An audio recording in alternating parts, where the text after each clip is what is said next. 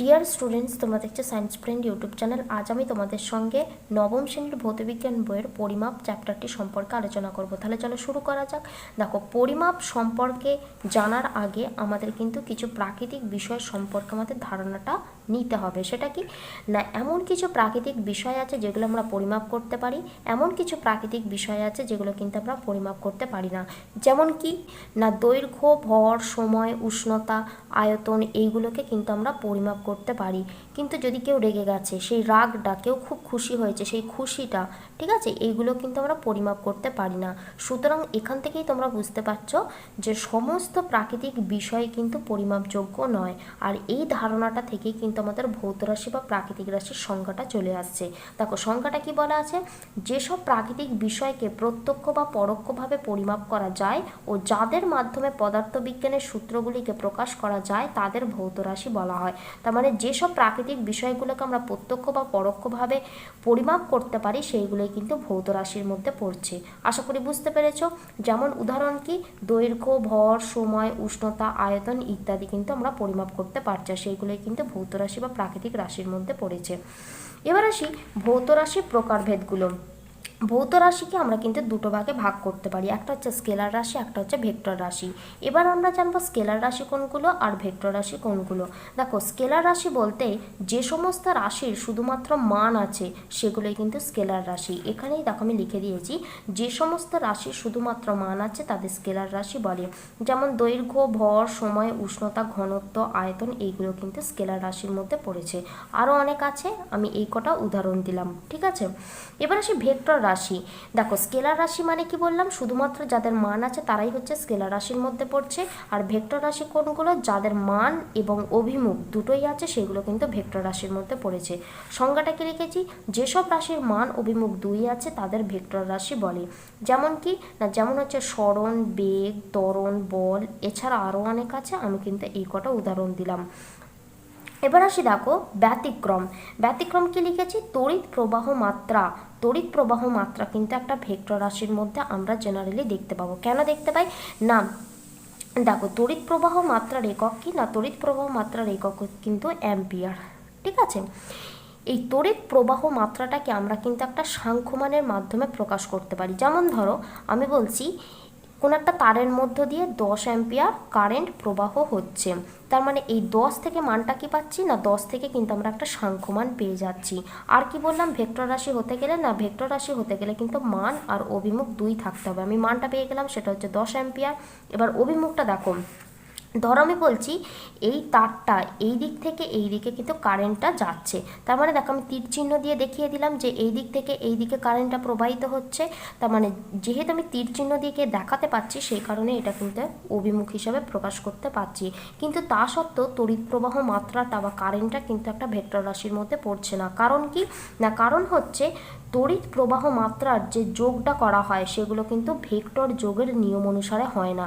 সেই কারণে তড়িৎ প্রবাহ মাত্রাটা কি কিন্তু ভেক্টর রাশি নয়, এটা কি রাশি না, এটা কিন্তু একটা স্কেলার রাশি। আশা করি বুঝতে পেরেছ। এবার আসি দেখো ভেক্টরের জ্যামিতিক প্রকাশ, যেটা আমি এখানে দেখালাম সেটাই কিন্তু এর জ্যামিতিক প্রকাশ রূপে আমরা প্রকাশ করব। দেখো আমি একটু ভালো করে বলে দিচ্ছি। এইটা হচ্ছে একটা প্রাথমিক পয়েন্ট বা আদি বিন্দু বলা হচ্ছে। এটা কি বললাম, এ হচ্ছে আদি বিন্দু, ঠিক আছে, আদি বিন্দু বা প্রাথমিক পয়েন্ট। আর এইটা হচ্ছে আমার অন্তিম বিন্দু বা প্রান্ত বিন্দু। তাহলে এই বিটা কি না, বিটা হচ্ছে প্রান্ত বিন্দু। এবার আমি এই এ আর বি আমি কিন্তু যুক্ত করে দিলাম, ঠিক আছে। দেখো ধরছি এর মানটা, ঠিক আছে, এই যে এ আর বি এর মানটা কিন্তু 10 অ্যাম্পিয়ার। আমি এখানে অ্যাম্পিয়ারটা কেন লিখলাম, কারণ এখানে আমি তড়িৎ প্রবাহ মাত্রাটা তোমাদের বোঝালাম বলে সেই কারণে আমি এখানে অ্যাম্পিয়ার লিখলাম, ঠিক আছে। আমি এখানে লিখতে পারি 10 মিটার সরণ, এটাও কিন্তু লিখতে পারি। দেখো ঠিক আছে, তাহলে আমি এইখান থেকে যে কারেন্টটা যাচ্ছে এই তারটার মধ্য দিয়ে, সেখানে আমি ধরছি 10 অ্যাম্পিয়ার কারেন্ট কিন্তু প্রবাহিত হচ্ছে। এবার দেখো এই যে অভিমুখটা আমি দেখালাম, তাহলে এখান থেকে কি হচ্ছে না, বলতে পারছি কারেন্টটা এ বিন্দু থেকে বি বিন্দুর দিকে যাচ্ছে। অর্থাৎ এই অভিমুখটাকে আমি কিভাবে লিখতে পাচ্ছি না, অভিমুখটাকে আমি লিখতে পাচ্ছি কিন্তু এ বি লিখে দিলাম, তার উপরে দেখো তীর চিহ্ন দিয়ে কি লিখেছি, এ থেকে বি এইভাবে তীর চিহ্নটা দিয়েছি। যদি ধরো আমি বলতাম বি থেকে এর দিকে কারেন্ট প্রবাহিত হচ্ছে, তার মানে আমি কি লিখতাম না এ বি লিখে দিতাম, তারপর কিন্তু বি থেকে এর দিকে যাচ্ছে, তার মানে তীর চিহ্নটা কিন্তু এই দিকে হয়ে যেত। আশা করি বুঝতে পেরেছো কিভাবে আমি অভিমুখটাকে প্রকাশ করছি। অভিমুখটা কিন্তু সবসময় ঠিকভাবে প্রকাশ করবে, কারণ অভিমুখ যদি গন্ডগোল হয়ে যায় সেটা কিন্তু ভেক্টর রাশি বোঝায় না। আশা করি বুঝতে পেরেছো। এবার আসি দেখো পরের পয়েন্টটা, সেটা কি না সেটা হচ্ছে ভৌত রাশির একক। আমি এর আগে পর্যন্ত ভৌত রাশির মান সম্পর্কে আমি কিন্তু আলোচনা করলাম। এবার যেটা আলোচনা করব সেটা কিন্তু একক সম্পর্কে আলোচনা করব। অর্থাৎ দেখো, যদি তড়িৎ প্রবাহ মাত্রার ক্ষেত্রে আমি দেখি যে আমি কি বললাম, একটি তারের মধ্য দিয়ে যেটা হচ্ছে কারেন্ট প্রবাহিত হচ্ছে, কি এটা হচ্ছে এ বিন্দু আর এটা হচ্ছে বি বিন্দু। তাহলে এ বিন্দু থেকে বি বিন্দুর দিকে তড়িৎ প্রবাহটা হচ্ছে কত অ্যাম্পিয়ার, আমি ধরছি 10 অ্যাম্পিয়ার। ঠিক আছে, দেখো যদি এই অ্যাম্পিয়ারটা আমি না বলতাম তাহলে শুধুমাত্র 10 কারেন্ট প্রবাহিত হচ্ছে, তাহলে কি হতো, বোঝার অসুবিধা হতো। ঠিক আছে, যাতে বোঝার সুবিধা হয়, অর্থাৎ এর মধ্য দিয়ে কারেন্টই যাচ্ছে সেটা বুঝতে মানুষ পারে, সেই কারণে কিন্তু এই একক কিন্তু আনা হয়েছে। আশা করি বুঝতে পেরেছো তাহলে এককের প্রয়োজনীয়তা কতটা। এছাড়া আরও অনেক উদাহরণ আছে, যেমন তোমাদের একটা আমি বাস্তব উদাহরণ দিই। কেউ একজন দোকানে গেল, দোকানে গিয়ে বলল যে 10 চাল দিন। 10 চাল মানে কি সেটা তো কিছু বোঝা যাচ্ছে না।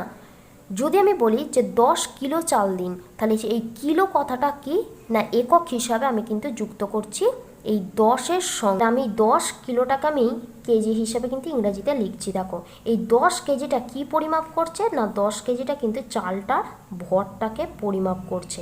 তাহলে দোকানে গিয়ে কি বললাম আমি না 10 কিলো চাল দিন। তাহলে দেখো যদি কেজি এটা না থাকতো তাহলে মানুষ বুঝতে পারতো না, সেক্ষেত্রে অসুবিধা হতো। যেহেতু আমি কেজিটা যুক্ত করে দিয়েছি তাহলে কিন্তু সহজেই বুঝতে পারা যাচ্ছে যে 10 কেজি চালের কথা বলা হচ্ছে। ঠিক আছে, সেই কারণে কিন্তু যে কোনো ভৌত রাশিকে আমাদের প্রকাশ করতে গেলে তার মান জানা দরকার যেটা হচ্ছে 10, আর একক জানা দরকার যেটা হচ্ছে কেজি।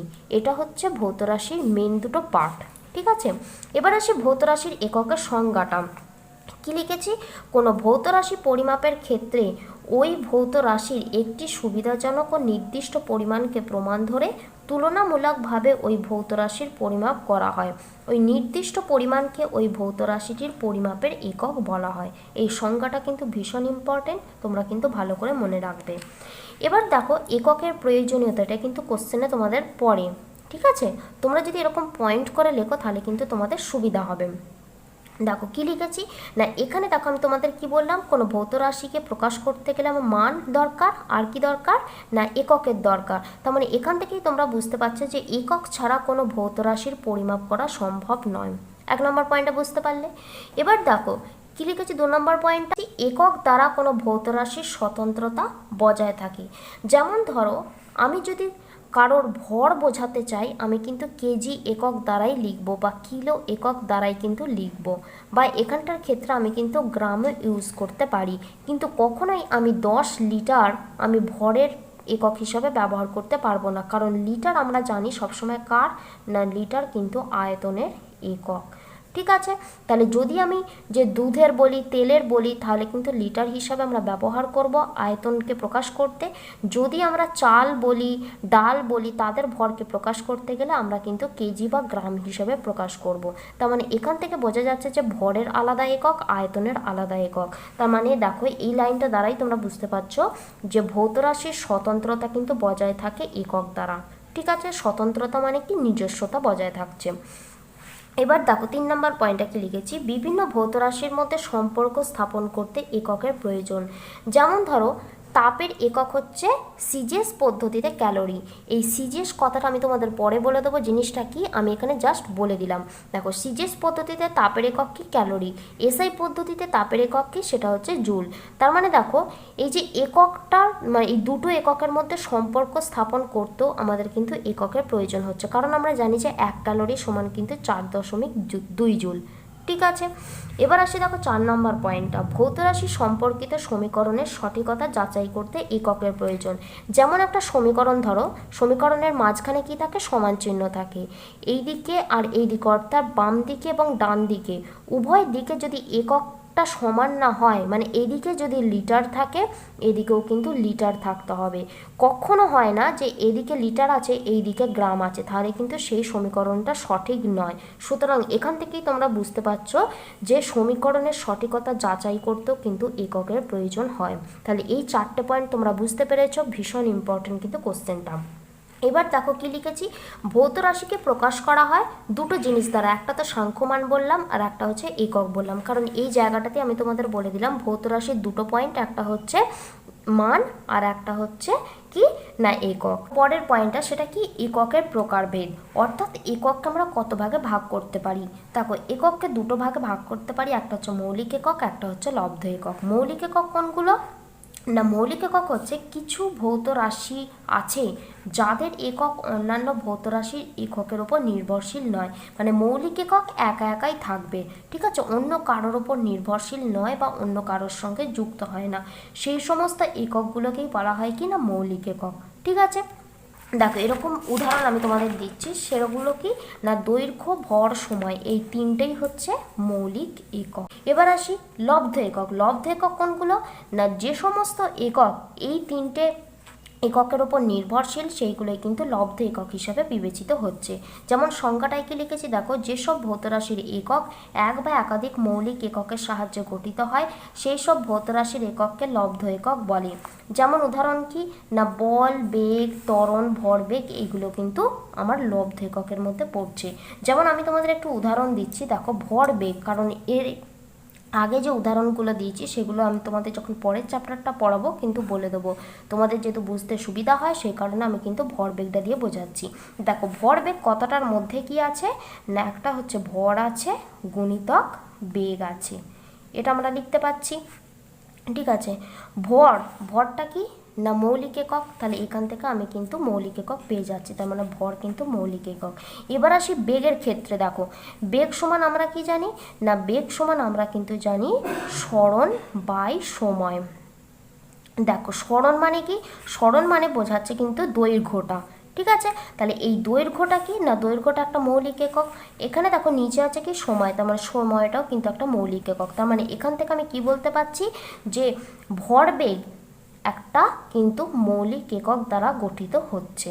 আশা করি বুঝতে পেরেছ, কারণ এই ভর, সরণ, সময় এই তিনটেই মৌলিক একক বলে। এবার আসি এককের বিভিন্ন পদ্ধতি, কারণ আমি তোমাদের বললাম যে সিজিএস, এসআই এইগুলো কি আমি বলে দেবো, সেগুলোই কিন্তু এইখানে পড়ছে। দেখো এককের বিভিন্ন পদ্ধতির মধ্যে যেগুলো পড়ছে, একটা হচ্ছে সিজিএস, এফপিএস পদ্ধতি, একটা হচ্ছে এমকেএস পদ্ধতি, এছাড়া আরও অনেক পদ্ধতি আছে, আমি কিন্তু লিখিনি। ঠিক আছে, তোমাদের যদি মনে হয় তোমরা কিন্তু লিখে নিতে পারো। দেখো সিজিএস পদ্ধতি, সিজিএস পদ্ধতির ফুল ফর্মটা কি না, সিজিএস পদ্ধতির ফুল ফর্মটা হচ্ছে সেন্টিমিটার, গ্রাম আর একটা হচ্ছে সেকেন্ড। ঠিক আছে, এপিএস পদ্ধতির ফুল ফর্মটা কি না হচ্ছে ফুট, পাউন্ড আর একটা হচ্ছে সেকেন্ড। এমকেএস পদ্ধতির ফুল ফর্মটা কি বা পুরো নাম কি না, একটা হচ্ছে M for metre, K for KG, S for second. ঠিক আছে, এবার দেখো প্রথম থেকে আমি কিন্তু একটু বিস্তারে আলোচনা করছি। এই সেন্টিমিটারটা কার একক, সেন্টিমিটার কিন্তু দৈর্ঘ্যের একক, যাকে আমরা শর্ট ফর্মে কিন্তু সিএম হিসেবে লিখি, দুটোই কিন্তু ছোট হাতে। ভরের একক কি, ভরের একক হচ্ছে গ্রাম, এটা হচ্ছে সিজিএস পদ্ধতিতে। ঠিক আছে, কারণ আমি তোমাদের আগের পেজেই বললাম যে ভরকে আমরা কিন্তু কেজি হিসেবেও প্রকাশ করি। কেজিটা কোন একক পদ্ধতির মধ্যে পড়ছে সেটা কিন্তু আমি বলে দেব। দেখো এখানে আমি যেটা পড়ছি যে ভরের সিজিএস একক হচ্ছে গ্রাম, যাকে আমরা শর্ট ফর্মে কিন্তু ছোট হাতে জি দ্বারা প্রকাশ করি। এবার আসি সময়ের এককে, সেটা হচ্ছে সেকেন্ড, যেটাকে আমরা কিন্তু ছোট হাতের এস দ্বারা কিন্তু লিখি। ঠিক আছে, এবার দেখো এফপিএস, এখানে এফ এর যে ফুল ফর্মটা সেটা হচ্ছে কি না ফুট, এটা কার একক, এটা কিন্তু দৈর্ঘ্যের একক। পাউন্ডটা কার একক, পাউন্ড কিন্তু ভরের একক। আর সেকেন্ডটা সময়ের একক, এখানে তোমরা যে লিখেছি তোমরা দেখে নিয়েছো। এবার দেখো এমকেএস পদ্ধতির ক্ষেত্রে এম ফর মিটার, এই মিটারটা কার একক, মিটার কিন্তু দৈর্ঘ্যের একক। ঠিক আছে, কে ফর কি না কেজি কার একক না কেজি হচ্ছে কিন্তু ভরের একক। ঠিক আছে, এবার আসি এস মানে কি সময়ের একক কি না সেকেন্ড, সেটাকে আমি ছোট হাতের এস দ্বারা প্রকাশ করছি। এবার আসি দেখো এসআই পদ্ধতি। এবার তোমরা হয়তো অনেকেই বলতে পারো যে এইখানে আমি লিখলাম না এসআই, অথচ আমি এখানে লিখছি কিন্তু এসআই। কেন লিখছি কারণ দেখো পরবর্তীকালে আন্তর্জাতিক বাজারে যেহেতু এককের একটু অসুবিধা হয়ে পড়ছে, সেই কারণে কি হচ্ছে না বিভিন্ন দেশে নিজস্ব একক আছে, যাতে এই অসুবিধাটা দূর করা যায় সেই কারণেই কিন্তু আন্তর্জাতিক বাজারের সংস্থাগুলো মিলে একটা সভা, সেই সভাতে আলোচনা করা হয় যে যে কোনো দেশ থেকে যদি কোনো পণ্য কোনো একটা দেশে যায়, কোনো দেশ থেকে অন্য কোনো দেশে যায়, সেক্ষেত্রে কি হবে না এককটা কিন্তু এই এসআই পদ্ধতিতে বিবেচিত হবে। প্রথমে আমাদের জেনে নিতে হবে এসআই পদ্ধতি ফুল ফর্মটা, সেটা কি ইন্টারন্যাশনাল সিস্টেম অফ ইউনিট। তাহলে এই ইন্টারন্যাশনাল কথাটা থেকেই তোমরা বুঝতে পারছো এটা কিন্তু আন্তর্জাতিক বাজারে এই এককের মাধ্যমে কিন্তু পণ্য আমদানি রপ্তানি করা হয়। ঠিক আছে, তাহলে এবারে আসি যে এসআই পদ্ধতিতে যে কটা মূল একক আছে তাদের কিন্তু এককগুলো। এখানে কটা মূল একক আছে? এখানে কিন্তু 7টা মূল একক আছে। এগুলো কি কি না দৈর্ঘ্য, ভর, সময়। প্রথমেই আমরা কিন্তু এই তিনটে জেনে নেব। দেখো, কারণ সিজেস পদ্ধতিতে, এপিএস পদ্ধতি, এমকেএস পদ্ধতি, এই সব কটা পদ্ধতিতেই দেখো দৈর্ঘ্য, ভর, সময় এই তিনটেই কিন্তু মূল একক হিসেবে বিবেচিত হচ্ছে। তার মানে সব কটা এককে কিন্তু এই তিনটে কমন। ঠিক আছে, তাহলে এখানেও তার মানে কমন থাকবে। দৈর্ঘ্যের একক কি? এখানে দৈর্ঘ্যের একক মিটার, আগে কি ছিল সেটা কিন্তু সেন্টিমিটার ছিল।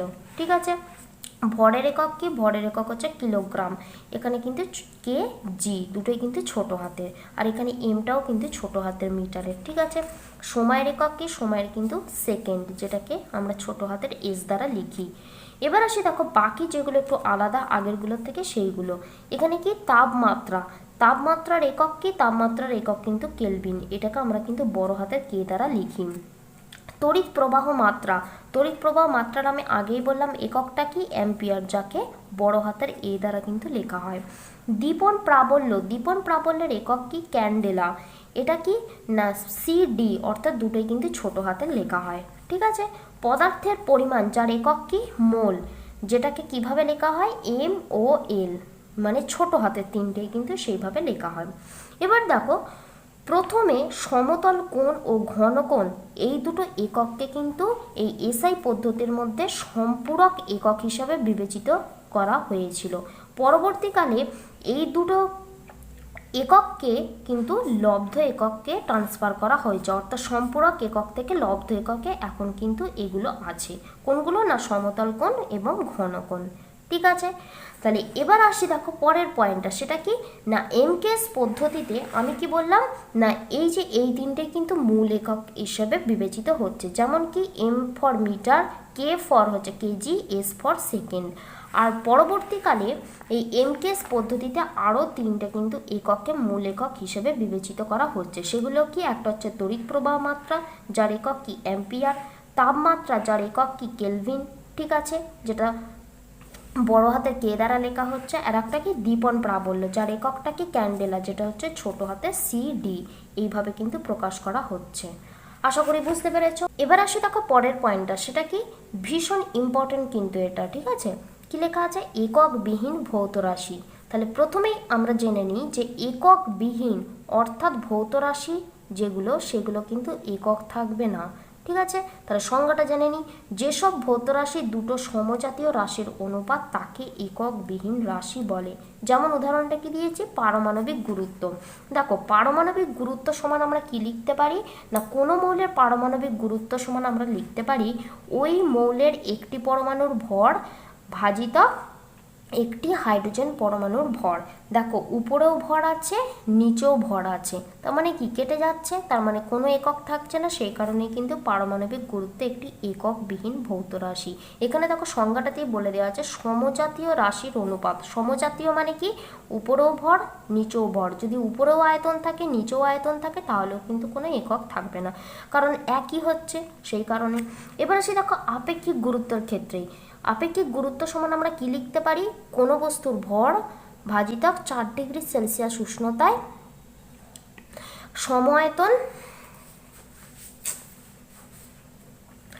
4 ডিগ্রি সেন্টিগ্রেড উষ্ণতায় সমায়তন জলের ভর, উপরেও ভর নিচেও ভর, তার মানে এখান থেকে কি জানছি না আপেক্ষিক গুরুত্বরও কিন্তু কোনো একক নেই। একইভাবে যদি আমরা বিকৃতির ক্ষেত্রে দেখি সেখানেও দেখবো উপরেও দৈর্ঘ্য নিচেও দৈর্ঘ্য, তাহলে এই দৈর্ঘ্য আর এই দৈর্ঘ্য কেটে গেল, তার মানে কোনো একক পড়ে থাকছে না। তাহলে এই তিনটে হচ্ছে কিন্তু এককবিহীন ভৌত রাশির উদাহরণ। ভীষণ ইম্পর্টেন্ট কিন্তু কোশ্চেন। এবার আসি পরের পয়েন্টটা, সেটা কি না এককের প্রতীক ব্যবহারের আন্তর্জাতিক নিয়ম। আন্তর্জাতিক বাজারে এককগুলোকে কিভাবে আমরা লিখব সেটাই কিন্তু নিয়মটা এখানে বলা আছে। প্রথম পয়েন্টটা কি না যেসব একক কোনো বিজ্ঞানীর নাম অনুসারে গঠিত সেই সব এককের প্রতীকে প্রথম অক্ষরটা বড় হরফে লিখতে হবে, অর্থাৎ বড় হাতে লিখতে হবে। নিউটন নামক একজন বিজ্ঞানী যেহেতু এই অভিকর্ষ বলের আবিষ্কর্তা, সেই কারণেই কিন্তু কি না অভিকর্ষ বল নিউটন নামক বিজ্ঞানী যেহেতু অভিকর্ষ বলের আবিষ্কর্তা, সেই কারণে বিজ্ঞানীর নাম অনুসারে এসআই পদ্ধতিতে বলের এককটা কিন্তু নিউটন রাখা হয়েছে। আর যেহেতু এটা একজন বিজ্ঞানীর নাম অনুসারে তৈরি হয়েছে, সেই কারণে কিন্তু এনটাকে বড় হাতের এন দ্বারা লেখা হয়। একইভাবে যদি আমরা আধান, ঠিক আছে, যদি দেখি তাহলে আধানের একক কি, আধানের একক কিন্তু কুলম, কারণ কুলম নামে একজন বিজ্ঞানী তিনি কিন্তু আধানের আবিষ্কর্তা, তাই কুলমটাকে আমরা যে সি দ্বারা লিখবো সেটাকে আমরা কিন্তু বড় হাতের লিখব। যদি এগুলো আমরা ছোট হাতের লিখি মানে একটা অক্ষর দ্বারাই রিপ্রেজেন্ট করি, তখন কিন্তু আমরা কি করব না বড় হাতেরই লিখব। যদি এটা আমরা ফুল ফর্মে লিখি অর্থাৎ কীরকম না পুরো বানানটা লিখি, তখন কিন্তু আমাদের ছোট হাতে লিখতে হবে। যেমন দেখো আমি লিখেছি নিউটন, বানানটা লিখেছি NEWTON, এখানে দেখো এনটা আমি কি লিখেছি ছোট হাতের, তার মানে এবার কুলমটা দেখবো COULOMB, এখানে দেখো সিটা আমি কি লিখেছি ছোট হাত। যদি আমরা একটা অক্ষরে লিখি তখন আমরা বড় হাতের লিখব, আর যদি আমরা পুরো বানান হিসাবে লিখি তখন কিন্তু আমরা ছোট হাতের লিখব। এবার আসি দেখো পরের পয়েন্টটা, সেখানে কি আছে অন্যান্য সব এককে কিন্তু ছোট হরফ ব্যবহৃত হয়। যেমন ভরের একক আমি কি বললাম কিলোগ্রাম, সেটাকে আমি কেটাকেও ছোট আর জিটাকেও ছোট হাতের আমি কিন্তু লিখে দেবো। ঠিক আছে, যেগুলো শুধুমাত্র বিজ্ঞানীর নাম অনুসারে গঠিত সেইগুলোরই কিন্তু প্রথমটা বড় হাতের লিখতে হবে। ঠিক আছে, এবার আসি 2 নম্বর পয়েন্টটা, সেটা কি এককের প্রতীক সর্বদা সোজা হরফে হয়, বাঁকানো হরফে হয় না। যেমন ধরো সোজা হরফে হচ্ছে দেখো এমটাকে আমি কিভাবে লিখেছি সোজাভাবে লিখেছি, এটাই কিন্তু সঠিক। যদি এমটাকে আমি এভাবে একটু বাঁকিয়ে লিখি সেক্ষেত্রে কিন্তু আমাদের ভুল হয়ে যাবে, দেখো আমি এখানে ক্রস লিখে দিয়েছি। ঠিক আছে, 3 নম্বর পয়েন্টটা কি বহুবচন বোঝাতে আমরা জেনারেলি কি ব্যবহার করি না এস বা ইএস কিন্তু ব্যবহার করি, কিন্তু এককের ক্ষেত্রে এই এস বা ইএস কিন্তু ব্যবহার করা যাবে না। যেমন উদাহরণ দেখো আমি দিয়েছি 1 কেজি, সেখানে কিন্তু আমি শুধুমাত্র কেজি লিখতে পারছি। যখন আমরা 100 কেজি লিখবো তখন কিন্তু আমরা এই কেজির সঙ্গে কিন্তু এস লিখছি না। ঠিক আছে, দেখো কেজির সঙ্গে যখন আমি এস লিখছি না তখন রাইট হচ্ছে, যখন মানে লিখছি তখন কিন্তু ক্রস হয়ে যাচ্ছে। ঠিক আছে, যখন আমরা কিন্তু এটাকে শর্ট ফর্মে লিখছি, যখন এটাকে আমরা পুরো বানানটা লিখবো তখন কিন্তু আমরা এস বা ইএস যুক্ত করতে পারবো। যেমন উদাহরণ দিয়েছি দেখো 100 কিলোগ্রামস, যখন আমরা এস যোগ করছি দেখো KILOGRAMS, এই এস যোগ করার মাধ্যমে আমরা কিন্তু এটাকে বহুবচন হিসেবে প্রকাশ করছি। যখন এটাকে আমরা পুরো বানান হিসাবে লিখব, যদি শর্ট ফর্মে লিখি তাহলে কিন্তু আমরা এস বা ইএস যুক্ত করতে পারবো না, এটাকে কিন্তু ভালো করে মনে রেখো। এবার ইএস যোগ করাটা একটা তোমাদের দেখাই, দেখো কি লিখেছি 100 ক্যালোরিজ। ঠিক আছে, বানানটা কি CALORIES, এখানে ইএস যোগ করছি, সেটা কিন্তু বহুবচন বোঝাতে। তার মানে শর্ট ফর্মে লিখলে আমরা কিন্তু এস বা ইএস যুক্ত করব না, যদি আমরা পুরো বানান হিসাবে লিখি তখন কিন্তু এস বা ইএস আমরা যুক্ত করব। আশা করি বুঝতে পেরেছো। এবার আসি দেখো পরেরটা, সেটা কি আছে 4 নম্বর পয়েন্টটা, দেখো লেখা আছে ভাগ বোঝাতে, এটা হচ্ছে একটা কি চিহ্ন, এটা হচ্ছে একটা তির্যক চিহ্ন। ঠিক আছে, পার চিহ্ন, এটাকে আমরা পার বা ভাগ হিসাবে কিন্তু ব্যবহার করি, তাহলে এই চিহ্নটি একবারের বেশি ব্যবহার করা যাবে না। যেমন একটা উদাহরণ দিচ্ছি, সেটা কি না আপেক্ষিক তাপচার একক কি joule per KG per kelvin. দেখো জুলটাকে আমি কিভাবে লিখছি এইভাবে, দেখো তারপরে কিন্তু আমি পার লিখছি। ঠিক আছে, বা এই তির্যক চিহ্নটা লিখছি। আর কেজি কেলভিনটাকে কিভাবে লিখছি দেখো ব্র্যাকেট দিয়ে কেজি ডট কেলভিন আমি কিন্তু লিখে দিচ্ছি, এটাও ঠিক হয়। আর একটা কি হয় না joule dot kg to the power -1 kelvin to the power -1। তাহলে এইভাবে আমরা কিন্তু সঠিক লিখতে পারি, কখনোই কিন্তু, কারণ এই পার্টটাকে আমি একবারে বেশি ব্যবহার করতে পারবো না। তাহলে এখানে দেখো আমি কিন্তু দুবার ব্যবহার করছি, তার মানে দুবার কিন্তু ব্যবহার করলে হবে না। ঠিক আছে, এবার আসি 5 নম্বর পয়েন্টটা কি লিখেছি, এককের মাঝে বা শেষে ডট চিহ্ন দেয়া যাবে না। ঠিক আছে, যেমন ধরো উদাহরণ 10 সেন্টিমিটার, এখানে দেখো পয়েন্ট দিয়ে আমি কিন্তু লিখেছি, এটা কিন্তু হবে না। এবার দেখো 10 সেন্টিমিটার, এখানে দেখো শেষে দিয়েছি, মাঝেও দেওয়া যাবে না শেষেও দেওয়া যাবে না, তার মানে দুটোই কিন্তু ক্রস আমাকে না দিতে হবে, মানে কোথাও আমার কিন্তু দেওয়া যাবে না। কখন দিতে পারবো, যখন ধরো কোনো একটা বাক্য লিখছি, সেই বাক্যের শেষে আমরা কিন্তু এই ডট চিহ্নটাকে ব্যবহার করতে পারবো। যেমন উদাহরণ দিয়েছি দেখো, the velocity of the particle is 15 metre per second. এটা যেহেতু বাক্যটা শেষ বোঝাচ্ছে, সেই কারণে আমরা কিন্তু এখানে ডট চিহ্নটা দিয়েছি। ঠিক আছে, এবার আসি দেখো 6 নম্বর পয়েন্টে কি লেখা আছে, দুটি এককের গুণফলের ফলে যে নতুন একক তৈরি হয় তাদের মাঝে কোনো ডট চিহ্ন দেওয়া যাবে না। যেমন ধরো অ্যাম্পিয়ার ইন্টু সেকেন্ড, এই দুটো গুণ করে একটা কিন্তু নতুন একক তৈরি হচ্ছে কি না, অ্যাম্পিয়ার ইন্টু সেকেন্ড। এখানে দেখো আমি গুণ চিহ্ন বোঝাতে আমি কিন্তু ডট চিহ্নটাকে ব্যবহার করছি, এইভাবে কিন্তু ব্যবহার করা যাবে না, সেই কারণে আমি ক্রস দিয়েছি। কোনটা সঠিক হবে না, এই ডট চিহ্নটাকে তুলে দিয়ে আমরা কিন্তু যেটা পাবো সেটাই কিন্তু সঠিক হয়ে যাবে। আশা করি বুঝতে পেরেছো। এবার দেখো কিছু প্রশ্ন আমাদের কিন্তু জানতে হবে, কি না পরম উষ্ণতা প্রকাশ করতে ডিগ্রি, এটা হচ্ছে ডিগ্রি চিহ্ন। ঠিক আছে, তাহলে ডিগ্রি চিহ্ন থাকবে না কখন না পরম উষ্ণতা বোঝাতে।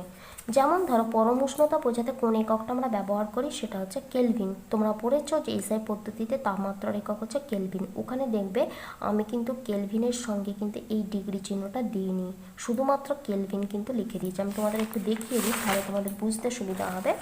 দেখো এখানে আমি কিন্তু কোনো ডিগ্রি চিহ্ন দিইনি, শুধুমাত্র কেলভিন লিখেছি। সেই কারণে আমি বলছি যে পরম উষ্ণতা প্রকাশ করতে শুধুমাত্র আমরা কিন্তু কেলভিন লিখি, কখনো কিন্তু ডিগ্রি কেলভিন লিখি না। ঠিক আছে, এছাড়া আর একটা কী আছে না এককের ভুল ব্যবহার। যেমন ধরো সিসি, আমরা জেনারেলি এটাকে আয়তন বোঝাতে কিন্তু ব্যবহার করি। ঠিক আছে, এটা কিভাবে লিখতে হবে না সেন্টিমিটার টু দি পাওয়ার 3, এটা কিন্তু লিখতে হবে। যার নামটা আমরা কিভাবে লিখব না কিউবিক সেন্টিমিটার বলে কিন্তু আমরা লিখব। ঠিক আছে, যদি উপরে স্কোয়ার থাকে মানে পাওয়ারে যদি 2 থাকে, তাহলে আমরা কি লিখব স্কোয়ার সেন্টিমিটার হিসাবে কিন্তু লিখব। ঠিক আছে, এবার দেখো এই সেকেন্ডটাকে আমরা অনেক সময় কি লিখি SEC, এটা কিন্তু লিখলে আমাদের ভুল হয়ে যাবে।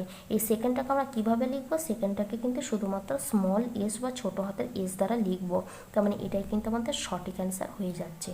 আশা করি বুঝতে পেরেছো। আজকের ভিডিওতে আমি যেটুকু পড়ালাম কোনো জায়গায় তোমাদের বুঝতে অসুবিধা হলে তোমরা অবশ্যই আমাকে কমেন্ট সেকশনে কমেন্ট